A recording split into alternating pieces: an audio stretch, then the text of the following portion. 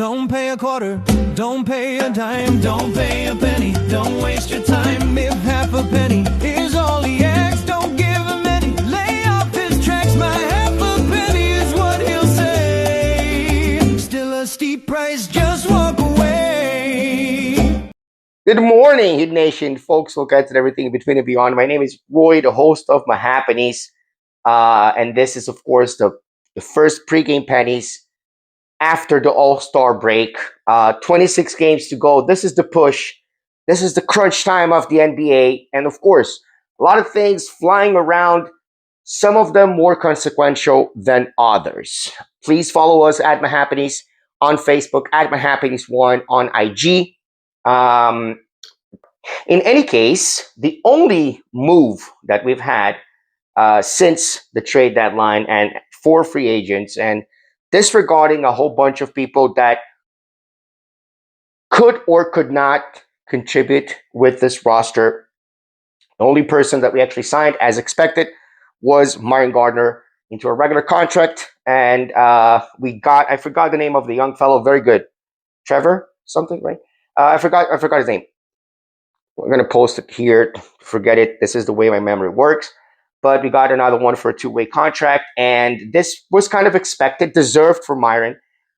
And of course, you have in Heat Twitter a very polarized, place in general, because a lot of people, and also Facebook, a lot of people, wanted to see something more from the Miami Heat.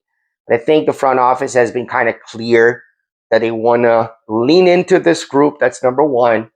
Try to get as many wins as possible. Try to make a playoff push. We are yada yada blah blah blah, 2 games behind the 6, 56 games exactly, if I'm not mistaken, if my math is mathin'. And this is what it is, 29-27, right? But at the end of the day, we're still 8th in the East. Magic basically owns us, and I think we still played them once. I'm not sure about that. I have to check, but I saw some. Maybe I dreamed it. 26 games, and now of course today play away against the Atlanta Hawks, right? They are 9th in the East, so they're behind us, 27-30. They are 3 below 500, and they are behind us. So regardless of what happens right now, they're not going to overtake us, right? We're not at risk in this game or the next couple of games of going down to 9th. That's not even the point. The point is we've lost against them, right? Last time we met them was February 3rd. And we allowed basically Jalen Johnson to drop 29 points. And he also had 11 assists and 11 rebounds, all of them defensive. Not a big deal. But yes, 127-115, so 12-point loss. And we won against them in December, right? The month that we played against the best. So, it's an interesting team. It's an interesting matchup as always, but we should always clear them. We should mostly clear them. They're 10th in points per game, we're 5th.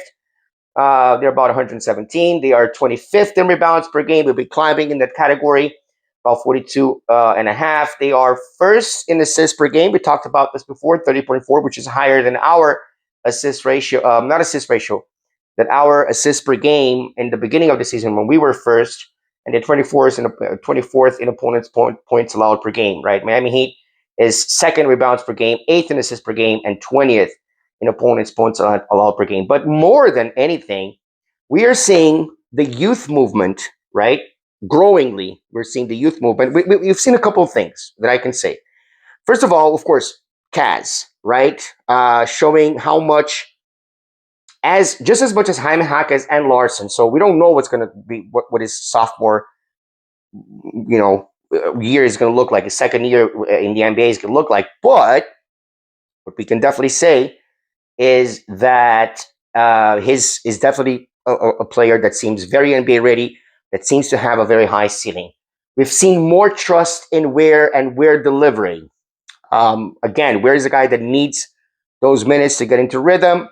We've talked about, yes, Ware and Bam, no Ware and Bam, but right now, if you haven't done anything with the roster, if this is what we're competing, this is what we're doing, then yes, we're going to have to kind of stack minutes up, and we don't have an extra big, which is what some people wanted basically for this time. So we don't go all small, which is basically what everybody, I don't know if everybody, but I think all the good thinkers in the Heat are saying, okay, at least we could have gotten somebody big to actually be a backup to those two guys, even if it didn't play. But it doesn't. It's completely irrelevant right now. I don't think this team, even if they do make the playoffs, I don't think this team has a high seeding. And I'm not being pessimistic here. I'm just being realistic, right?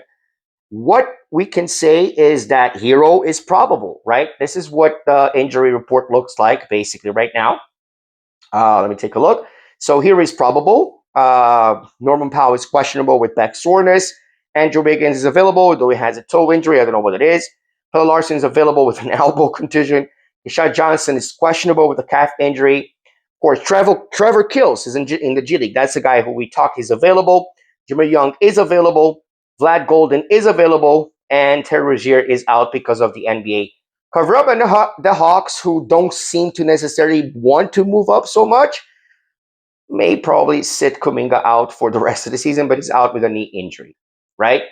So yeah, we are 1-1 this season against the Atlanta Hawks. And for all this talk about tanking and not tanking, finally, Adam Silver talked about the possibility they're meeting with teams, or they announced to all the 30 teams in the NBA they're going to be taking anti-tanking measures. And of course, a part of the Heat social mediaverse, right?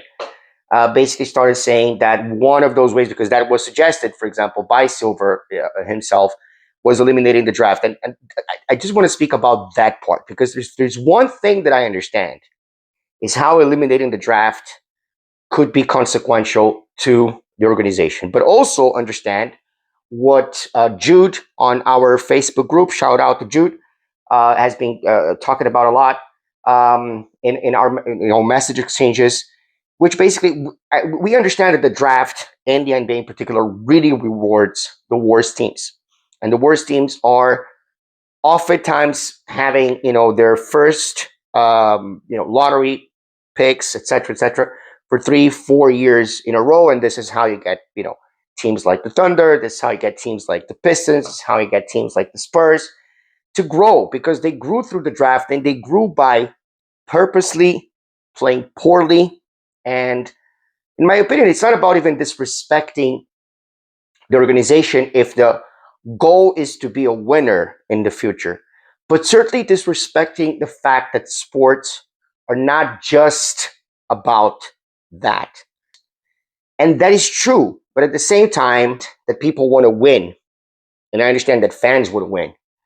But I cannot imagine being a fan of teams that tank on purpose, that sit their starters out, that make their product unwatchable and unreliable. Jazz winning accidentally against the Miami Heat was just that very nugget of surprise that a Jazz fan can have. But how depressing is it right now to be a Utah fan?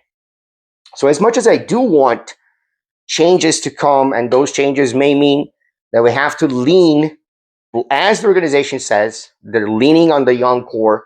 We do need to see Myron Gardner now, Taylor Larson, where Jovic, even though his efficiency is at an all-time low, Jaime Jaquez, campaigned up until recently, is still kind of either a runner-up or third place as sixth man of the year. So definitely lean on that core, see what they can do, and they want to get to the point in which they actually make a playoff push. This is the mentality of the organization, and honestly, if we manage to make a playoff push and we're successful, nobody's going to complain. No one is going to. That's just reality. But hopefully, anti-tanking measures do come into effect, meaning not being able to draft first, and not be able to draft as high as you're able to for more than 3 consecutive years. I think that's still BS. That's still a lot of years. Excuse me.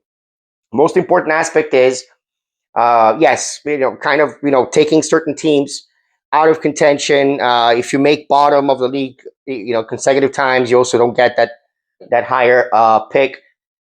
We'll see what happens. Honestly, we'll see what happens. But regardless of what it is, tanking is ugly. The fact that teams need to tank is actually a symptom of how the NBA works. they need to tank because the only way to grow is through draft, is what explains why eliminating the draft is such a horrible idea. If you eliminate the draft, you're going to have teams that are never going to be able to be competitive and are always going to be trash. Yes, they're always going to give their best, but they're always going to be trash because they're not going to have the financial means to do so. The draft is not a bad idea. It's how, of course, it's structured, it's been structured, and how the league has been structured also, and how more, for example, one of the things can actually benefit us, as people have been saying, and I've seen on hit Twitter a lot, which is, play-in teams get to the lottery. That'll be great for Miami. Miami's been a play-in team for what, 4 consecutive seasons? Doesn't seem like it's gonna change right now. Regardless of what it is, we don't want to see tank. Teams like the Miami Heat don't want to conceive that tanking is a possibility, so they're not pressured by fans to tank. We don't want to see tanking, obviously. We don't want to see our team tanking, but I really feel sorry for those that had to endure what they had to endure. Yes, they're ripping what they sold right now, but without a championship, was it worth it? And with all of those teams that tanked, they're now a little bit more stacked, like the Thunder, like the Pistons, and then we can get into other teams that are Spurs specifically, right? Those three, only one can get a ring, so one of those will have a tanking that was truly worth for, other than a memorable campaign. So what happened to Cavs last season? In any case, that's it. Stay safe, stay dry, stay as happy as possible in this very complicated world of ours, and let's go Heat.